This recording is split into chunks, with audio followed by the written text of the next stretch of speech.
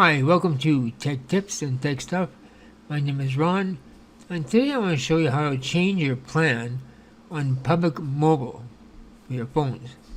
Now, I had a heck of a time trying to change my plan this morning. That's because I was going to the wrong area, and I'll show you how to do it correctly. So just check out their plans.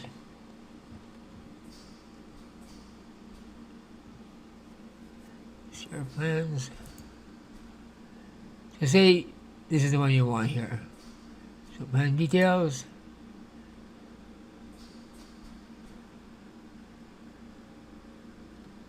Activate online. That's not what you want. The reason you're seeing this is you have to be logged into your account. So log into your account.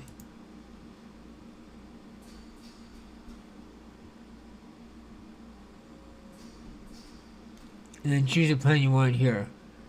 Click change plan.